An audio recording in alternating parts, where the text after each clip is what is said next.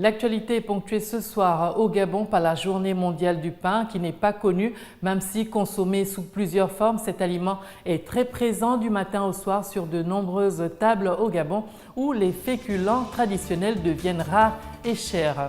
Au Togo, fin sur les travaux de la session extraordinaire de l'Union africaine. Samedi, les chefs d'État et de gouvernement réunis à Lomé ont délibéré favorablement sur la charte à la sûreté et à la sécurité maritime en Afrique. Les détails dans cette édition d'information avec notre envoyé spécial à Lomé, Abdulaziz Maïga.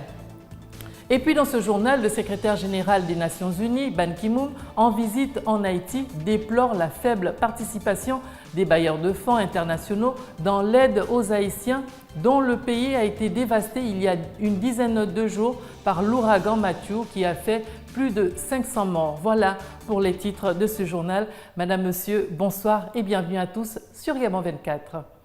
Tout d'abord, samedi, le Gabon a pris une part active à la session extraordinaire de l'Union africaine sur la sécurité, la sûreté maritime et le développement en Afrique, forte d'une délégation conduite par le Premier ministre Emmanuel Issou Zengonde.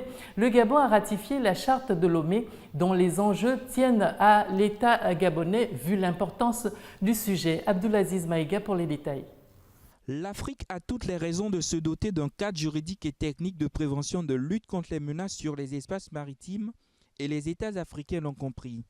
Pas en reste ce samedi au sommet extraordinaire de l'Union africaine sur la sécurité maritime, le Gabon s'est prononcé en faveur de la charte inhérente à ce secteur. Le Gabon, comme beaucoup de pays, comme tous les pays qui ont pris part à ce sommet, adhère à cet instrument important et est disposé à tout mettre en œuvre pour l'améliorer. Pour le chef du gouvernement, cette charte représente un instrument juridique de coopération et de mutualisation. Ce document, d'abord pour être succinct, prévoit des mécanismes de coopération permettant aux États membres de mutualiser leurs efforts dans la lutte contre la piraterie maritime, dans la lutte contre les attaques et les vols à main armée, dans la lutte contre le terrorisme et d'autres menaces qui prévalent dans ce secteur.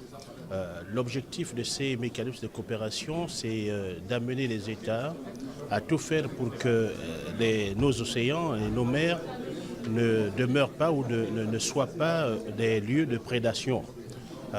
Et l'autre fait important qu'il faut relever, c'est la création d'un fonds pour la sécurité et la sûreté maritime. À travers ces signatures, le Gabon se positionne donc pour le futur et s'inscrit dans la droite ligne de l'agenda 2063 de l'Union africaine.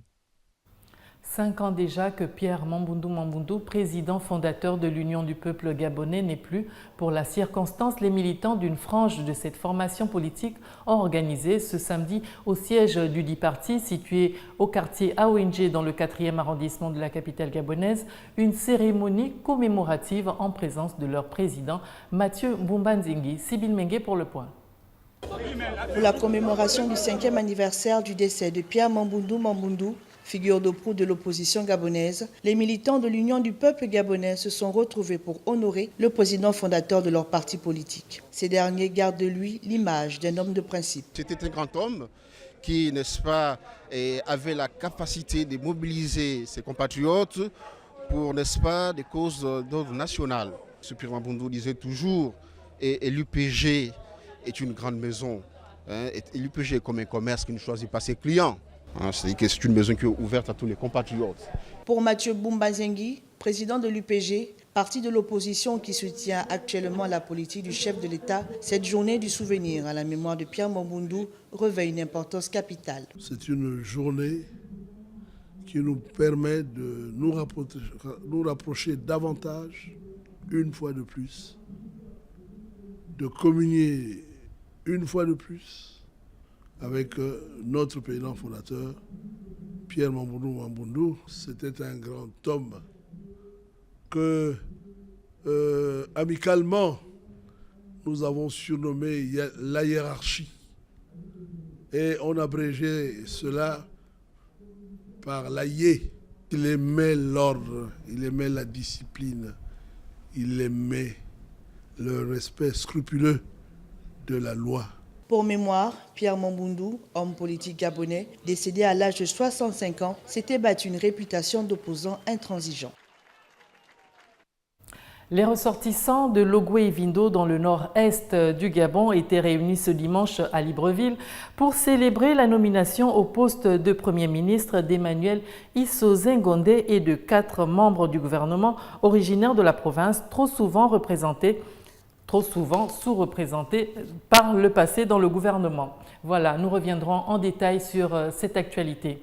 Après l'institutionnel, parlons de cette journée mondiale peu commune qu'est la journée mondiale du pain. Cette journée célébrée chaque 16 octobre tombe cette année ce dimanche, mais est-elle connue des Gabonais? Quelle est la fréquence de consommation de cet aliment et avec quoi le consomme-t-on? Nos reporters nous donnent plus d'explications dans cet élément. Regardez. Ce dimanche 16 octobre, c'est la journée mondiale du pain. Nous sommes dans une boulangerie à Libreville, dans le 3e arrondissement de la capitale gabonaise, où comme chaque jour, les clients se procurent croissants, petits fours, sans oublier la traditionnelle baguette de pain, aliment très prisé par les populations gabonaises. Pour elles, la journée mondiale du pain, c'est tous les jours. Nous sommes 5 dans la famille, donc en moyenne 6 pains par jour. J'en consomme, mais je ne savais pas qu'il y avait une journée mondiale du pain. C'est la première fois que j'entends parler. Selon le maître boulanger, la préparation du pain passe par plusieurs étapes. Du pétrissage de la pâte à la fermentation, le façonnage, l'enfournage et la cuisson, la propreté des appareils et du boulanger sont également indispensables pour la qualité du pain. Le processus pour atteindre nos sacs à pain est bien long. Le pain, c'est la matière la plus essentielle dans la nutrition de la population. Les gens ne mangent pas le pain maintenant pour manger. Ils le mangent avec les yeux. Ça veut dire qu'ils doivent apprécier d'abord la qualité et la cuisson du pain. Remarquez que les gens varient selon le goût du pain. Il y a ceux qui veulent le cuit. Quand on le présente à d'autres, ils disent que c'est noir ou brûlé, alors que c'est cuit doré. Il y a d'autres qui le préfèrent mou, ça veut dire qu'il est un peu blanc. Le pain est l'aliment traditionnel de base de nombreuses cultures indo-européennes. Introduit au Gabon via la colonisation, il est désormais très présent du matin au soir. Il accompagne presque tous les plats, des tartines au beurre, au chocolat, à la sauce d'arachide en passant par les feuilles de manioc. Car les féculents traditionnels, à savoir le manioc, la banane et le taro, sont de plus en plus chers. L'actualité dans le reste de l'Afrique nous conduit d'abord au Togo pour suivre la fin des travaux de la session extraordinaire de l'Union africaine tenue ce samedi 15 octobre. Grâce à notre envoyé spécial, les chefs d'État et de gouvernement réunis à Lomé ont délibéré favorablement à la charte sur la sûreté et la sécurité maritime en Afrique. Fruit de la volonté manifeste des dirigeants africains, ce texte vient ainsi capitaliser les acquis des sommets de Yaoundé et des Seychelles. Le Burkina Faso a inauguré cette semaine une usine de lampes solaires avec l'ambition de transformer une ressource naturelle dont il jouit en abondance, les rayons du soleil, en électricité, une énergie qui lui fait cruellement défaut. On voit tout cela avec Gladys Maganga. Présentée par ses promoteurs comme la toute première fabrication de lampes solaires à l'échelle industrielle à s'installer sur le continent africain, l'usine de lampes solaires a ouvert ce jeudi à Dédougou, à quelques 265 km à l'ouest de la capitale Ouagadougou, avec l'ambition de transformer une ressource naturelle dont il jouit en abondance, les rayons du soleil, en électricité, une énergie qui lui fait cruellement défaut. La création de cette première usine de lampes solaires est un beau pari économique au service d'une belle cause. Donner à tous les Burkinabés la possibilité, la nuit, de s'éclairer. Et mieux encore, en produisant sur place ces lampes, à un coût donc moindre, en créant des emplois sur place, ici, à Dédougou, et en formant les ouvriers. Pays d'Afrique de l'Ouest, le Burkina Faso a le coût de kilowattheure le plus cher d'Afrique, environ 150 francs CFA. L'électricité est une denrée rare accessible à seulement 19% des 19 millions d'habitants. Le pays produit 60% d'énergie thermique et 8% d'hydroélectricité, le reste étant importé de la Côte d'Ivoire et du Ghana voisin. Le marché des lampes solaires, qui va remplacer la lampe à pétrole, est donc porteur dans un pays où le soleil brille, voire brûle, 365 jours par an. L'usine La Gazelle, qui emploie une vingtaine de cadres et d'ouvriers burkinabés, va produire chaque semaine 1500 lampes solaires et compte en sortir d'ici à 2020 1 million. Au Zimbabwe, depuis longtemps, il n'y a plus d'autre choix. Comme la plupart des retraités de ce pays, Gif Kaondera Chava, 80 ans, s'est résolu à passer la nuit devant sa banque avec pour seul espoir de pouvoir retirer sa pension, et cela dès l'ouverture des guichets. Le récit est de Larding Mamba. Au Zimbabwe, dans la capitale Harare, c'est la croix et la bannière pour la plupart des retraités zimbabwéens. Bon nombre d'entre eux, en dépit de leurs âges, passent des nuits devant des banques dans l'espoir de pouvoir retirer leur pension dès l'ouverture des guichets. Certains d'entre eux avec parfois des pensions de fin du mois modestes qui avoisinent 200 €, soit 130 000 francs CFA. Mais la crise qui frappe l'économie du pays est telle que les coffres des établissements financiers sont la plupart du temps à sec. On fait la queue pendant des jours et on nous dit qu'il n'y a plus d'argent. On n'a plus qu'à rentrer à la maison les mains vides, constate Kaondera Chava, retraité. Depuis plus de 10 ans, le Zimbabwe titube au bord d'un gouffre financier, dirigé de main de fer par Robert Mugabe depuis 1980. Le pays a connu une vertigineuse flambée de prix qui a atteint des centaines de milliards de pourcents. Cette folle inflation a fait perdre au dollar zimbabwéen toute sa valeur et contraint les autorités à adopter en 2009 le dollar américain et le rand sud-africain. Le répit fut de courte durée. Aujourd'hui, le billet vert se fait de plus en plus rare. Les retraits d'argent liquide sont strictement limités et l'État éprouve les pires difficultés à payer ses agents. En Tunisie, cette fois, la grenade a comme de coutume fait son apparition sur le bord des routes. Importé par les Phéniciens, puis les Andalous, le célèbre fruit rouge suscite un intérêt grandissant au-delà même de ses bienfaits traditionnels. Mirandangui nous en dit plus. Cette année, l'ouverture de la récolte a fait l'objet d'un rendez-vous inédit. Un festival des grenades qui s'est tenu de jeudi à dimanche à Testour dans le nord de la Tunisie, bourgade d'environ 15 000 habitants, surtout connu pour sa médina et sa grande mosquée, mélange inédit d'architecture locale et espagnole. La culture de la grenade ici, c'est un horizon prometteur, si on parvient à travailler convenablement sur le projet, en s'appuyant notamment sur l'expansion des superficies de production. Dans cette ville fondée par des réfugiés morts venus d'Espagne au XVIIe siècle, les curieux se sont pressés aux séances dégustation et autres colloques scientifiques consacrés à ce fruit au grain rouge. Mais dans une région frappée par les difficultés sociales, les organisateurs n'ont pas caché l'objectif principal de l'initiative. Nous faisons face à des difficultés administratives. Pour acheminer l'eau, on attend beaucoup avant d'obtenir une subvention. Enfin, pour développer l'exportation, nous avons besoin de mettre en place un circuit unique de collecte, avec un prix standard aligné sur les cours du marché international. Ces dernières années, des missions ont été menées par le ministère de l'Agriculture lors de salons, notamment en Italie, pour faire connaître la grenade tunisienne. Avec 4500 tonnes écoulées l'an dernier à l'étranger, la filière se positionne encore loin des deux produits phares de l'agriculture tunisienne, à savoir l'huile d'olive et les dattes. L'actualité dans le monde, c'est aussi le secrétaire général des Nations Unies, Ban Ki-moon, en visite en Haïti, qui a déploré samedi la dévastation absolue causée par l'ouragan Matthew et a fait plus de 500 morts en faisant part de sa déception devant la faible mobilisation des bailleurs internationaux. Larding Mamba. Ban Ki-moon, secrétaire général des Nations Unies, a fustigé samedi la faible implication des organisations internationales à venir en aide à Haïti après être dévastée par l'ouragan Matthew.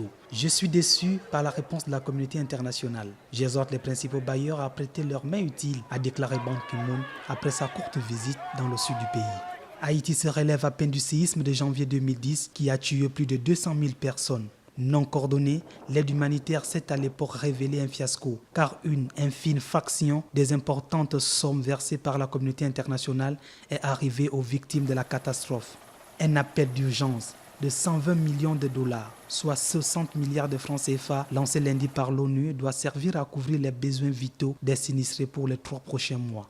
Mais les bailleurs internationaux ne montrent pas d'empressement à financer une nouvelle fois l'aide humanitaire destinée à Haïti. 13% seulement de la somme nécessaire en urgence a pour l'heure été collectée. Le président provisoire haïtien, Jocelyn Prévet, a appelé les pays amis à soutenir son pays sur le long terme. Si la vie reprend peu à peu à Kayes, le désespoir d'avoir tout perdu a laissé la place à l'inquiétude face à l'avenir dans le lycée visité par les délégations onusiennes. Direction la France pour parler de ce drame qui a fait 4 morts et plusieurs blessés. C'est là le bilan de l'effondrement d'un balcon dans la nuit de samedi à dimanche dans un appartement d'un immeuble récent du centre-ville d'Angers. Les victimes sont des personnes âgées de 20 ans tout au plus. Les détails de cet accident avec Miranda Ngué. 4 étudiants sont morts et 14 autres ont été blessés dans la nuit de samedi à dimanche après l'effondrement d'un balcon qui a cédé pour une raison inconnue lors d'une fête dans un appartement d'un immeuble récent du centre-ville d'Angers. Un drame épouvantable s'est déclenché dans le centre d'Angers vers 23 h. En suivant, le SAMU du CHU est arrivé immédiatement. Le plan blanc a été déclenché. Voilà, 4 personnes sont malheureusement décédées au cours de cette soirée. 14 personnes ont été blessées.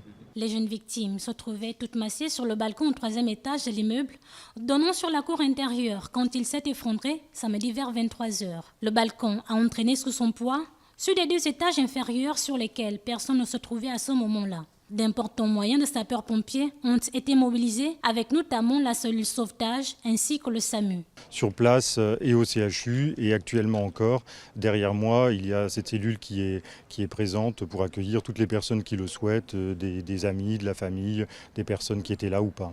En attendant le résultat des expertises, l'immeuble a été évacué, mais ses habitants ont été autorisés à aller y rechercher des affaires personnelles. Rio de Janeiro ouvrira en novembre son premier aquarium, le plus grand d'Amérique du Sud, un cadre inédit pour contempler les espèces maritimes. Linda Gaël Maganga pour le point. En novembre s'ouvre le premier aquarium géant de Rio de Janeiro au Brésil, dans lequel il sera exposé des espèces variées de poissons, même ceux réputés dangereux. L'idée de l'aquarium de Rio de Janeiro est née d'un besoin que j'avais de démystifier les requins, d'amener des requins ici pour que les gens les connaissent et veuillent préserver ces animaux. L'aquarium sera segmenté en plusieurs bassins et les visiteurs pourront se projeter dans un univers marin artificiel. L'aquarium de Rio a 28 bassins, mais la principale attraction, c'est ce grand bassin. Il contient 3,5 millions de litres. C'est l'un des plus grands bassins du monde. Il y a ce tunnel qui a des caractéristiques uniques dans le monde. Il y a 5 mètres d'eau au-dessus du tunnel. C'est quelque chose d'inédit et ici les gens ont vraiment une sensation d'immersion incroyable. L'aquarium de Rio, actuellement aménagé, sera le plus grand d'Amérique du Sud. Et du sport dans cette grande édition d'information avec la Fédération gabonaise de Scrabble qui n'a pas été en marge de la compétition simultanée de la discipline vendredi. Une activité a été organisée à l'occasion dans le 5e arrondissement de Libreville. Le reportage est de Linda Gaël Maganga sur les images de Bertin Ossaga. Ce samedi 15 octobre, la Fédération gabonaise de Scrabble colle à la tradition du mouvement. Dans le 5e arrondissement de Libreville, le PANAFS 1, le panafricain simultané de Scrabble, se déroule dans les règles de l'art avec les consignes du bureau fédéral et arbitrage. Tout est réuni comme dans tous les pays affiliés à la Fédération internationale de Scrabble francophone. C'est une discipline qui prépare, on va dire, les championnats du monde de Scrabble. C'est une épreuve qualificative, une épreuve simultanée qui se passe en même temps dans tous les autres pays africains membres de la Fédération internationale de Scrabble. Et c'est une épreuve qui en même temps marque le lancement de nos activités de la saison 2016-2017. Les pratiquants de cette discipline cérébrale s'en réjouissent. Ça fait quand même un bon bout de temps que je n'ai pas joué, même si on a eu un petit mot qui a quasiment déjoué tout le monde, mais c'est relativement intéressant. Une fois les résultats de la compétition compilés, ils seront mis à disposition de l'instance haute de la discipline. Les praticiens gabonais fournissent leurs armes. Faire du sport pour être en pleine forme, c'est le but des joggeurs et des coureurs du soir dans la capitale gabonaise et ses environs. L'activité sportive se répand de plus en plus à Libreville. Le reportage d'Andine Tougui. Exercice physique, étirement, Libreville by Night est aussi marqué par l'activité sportive. comme c'est le cas ici, sur le front de mer de la capitale gabonaise, où les férus du sport ont fait le choix de pratiquer cette activité saine en face de la mer. Même les plus jeunes prennent du plaisir dans l'exercice. Je suis venu faire le sport avec mon frère et les autres qui sont là autour de moi. Ça me rend bien. Et je suis très content de faire ça. Et ça me rend les abdos qui sortent, ça me fait du bien, ça me rend la santé. Le sport, une passion à laquelle bon nombre de Libreville accordent du prix. Choisir un lieu pour le pratiquer est aussi complexe. Dans tous les cas, ces adeptes ne se sont pas trompés sur le site du boulevard du bord de mer, réputé pour son caractère serein et son climat agréable. Avant de nous quitter, le rappel des titres. La journée mondiale du pain a été célébrée ce 16 octobre dans le monde ainsi connu, mal connu du Gabon. Même si consommé sous plusieurs formes, cet aliment très présent sur de nombreuses tables où les féculents traditionnels deviennent rares et chers dans ce pays. Nous avons suivi, grâce à notre envoyé spécial à Lomé, la fin des travaux de la session extraordinaire de l'Union africaine. C'était samedi. Les chefs d'État et de gouvernement réunis dans ce pays ont délibéré favorablement à la charte sur la sûreté et la sécurité maritime en Afrique. Le secrétaire général des Nations Unies, Ban Ki-moon, quant à lui, en visite en Haïti, a déploré la dévastation absolue causée par Matthew qui a fait au moins 500 morts. Il a exprimé sa déception quant à la faible participation des bailleurs internationaux face au drame des Haïtiens. Voilà, Madame, Monsieur, c'était là l'essentiel de l'actualité du jour. Merci à vous qui nous regardez de partout dans le monde. Juste après moi, vous suivrez les enquêtes de Gabon 24 dont le thème est sur les traces de l'enfance d'Ali Bongo Ondimba, un document des plus édifiants. Au revoir et bon début de semaine.